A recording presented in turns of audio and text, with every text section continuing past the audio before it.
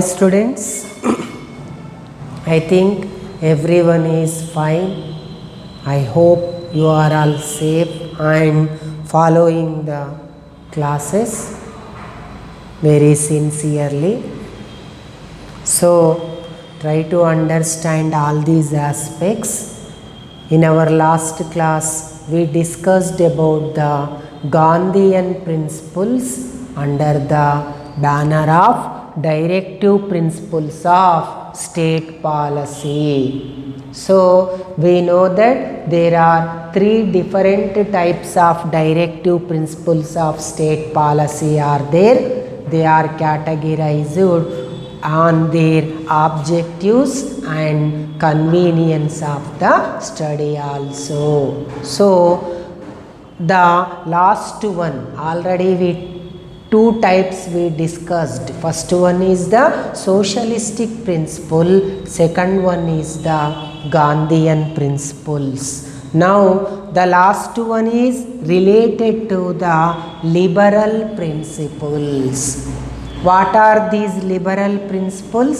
In today's class we are going to discuss. These liberal principles are reflected in our articles 44, 45, 50 and 51. These are the articles which reflect the liberal principles of directive principles of state policy in our constitution. So one by one we will discuss. What is Article 44? Article 44 is related to uniform civil code throughout the country. That means there shall not be three or more types of laws or codes or punishments. All of the country should be provided the uniform civil code. That should not be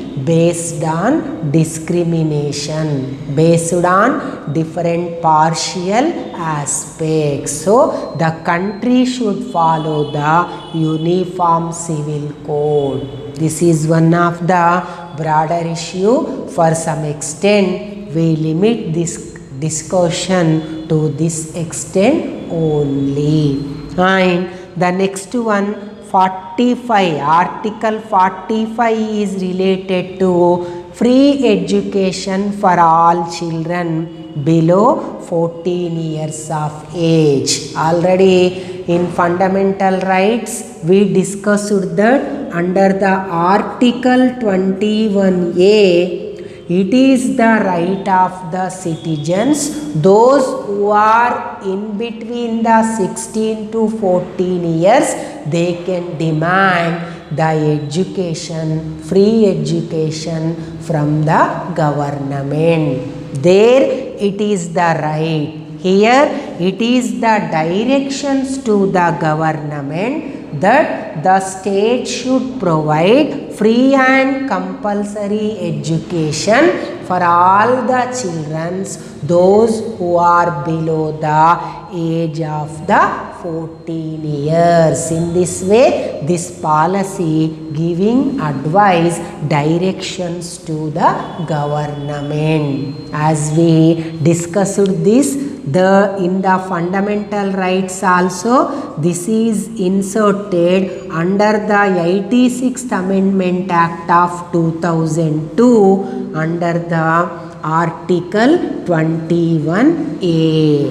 In this way, this become one of the directions to the government of India and all the states in our country. And the next one, Article 50 is related to separation of judiciary from executive. You know that judiciary is an organ and organization of courts and judicial activity.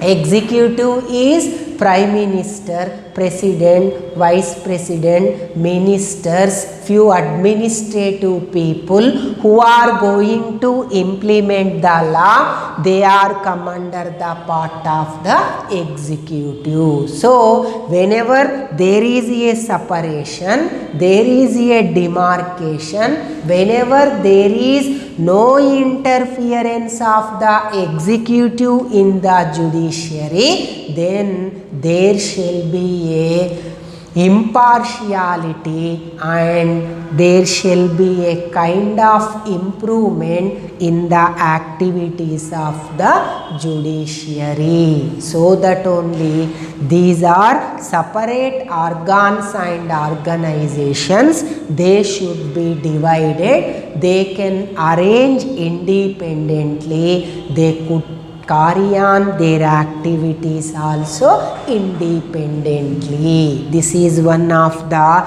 direction to the state under these liberal principles.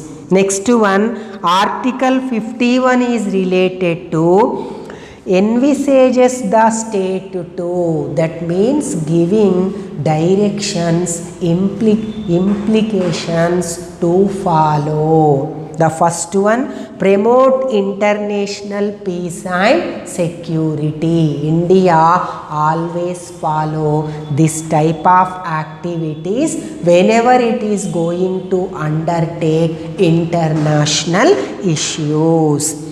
Respect for international treaty and obligations. It should respect international laws which are provided by the UNO. It should respect the treaties, arrangements among the countries and obligations of the country and other countries. It should always respect. And next one, encouraging of settlement of international disputes peacefully. Never in a movement of arrogation, in a movement of violence. That should always be in a peaceful manner with an arbitration, that means discussions, mediation, interfering of courts, interfering of international organizations. By this, with the aspect of arbitration, with the aim of end objective of peacefulty, the government always should settlement the disputes peacefully, especially which involve the international issues. These are all related to the liberal principles which says about the liberal or freedom policies of the government. These are only directions, advices, not compulsory to follow by the government, but if they follow these all directive principles, there shall be a socially, economically, welfare governments are going to be formed. All people become well-being and happy also. This is all about the directive principles of state policy. Few principles are also added afterwards by the 42nd and 44th Amendment Act. Among these principles under socialistic, Gandhian and liberal principles, but that is if we are going to take that issue, it become broader and lengthy. So for your aspect, the directive principles of state policy is restricted to this extent only. In this class only, I am going to provide you basic aspect, that is the difference between the fundamental rights and DPSPs. You know the fundamental rights, you know the DPSPs. What is the primary difference is there between these two? You know that fundamental rights are in third part of our constitution. These are in fourth part of our constitution. These are from 12 to 35. These are from 36 to 51. Fundamental rights are individual oriented, whereas DPSPs are social oriented. When government follow the directions, automatically total society get benefited. Here this is individual oriented. These reflect the democratic nature of the country. These reflect the social, political, economical nature of the country. These are taken from the American Constitution. These are taken from the Irish Constitution. One more important aspect is for implementation of fundamental rights, there is no separate legislation. There is no separate legislation is required. But for the implementation of DPSPs, there shall be a separate legislation is required. Why? For implementation of DPSPs, there is a financial burden on the government. For sanction of such financial burden, the government has to take the approval from the legislature in our country, that is the parliament, in our state legislative assemblies, so that it become one of the burden that is related to finance. So governments are to put a separate legislation. After wide discussion, these DPSPs are going to be implemented. I told you in socialistic principles, old age pension, unemployment contribution, maternity relief, these are the aspects related to welfare, at the same time interrelated to the financial aspects of the people. So for that purpose, legislature is required, that is to be approved by the legislature also. These are orders already in the constitution. These are the advices given to the states and governments to be followed. The future of the government depends more extent on the implementations of the DPSP only. Whenever we are going to take the fundamental rights and DPSPs, fundamental rights override DPSPs. That means fundamental rights given first importance, DPSPs given secondary importance. In this way, these are the few basic aspects, difference between fundamental rights and DPSPs. I will provide you one photocopy in detail at the time of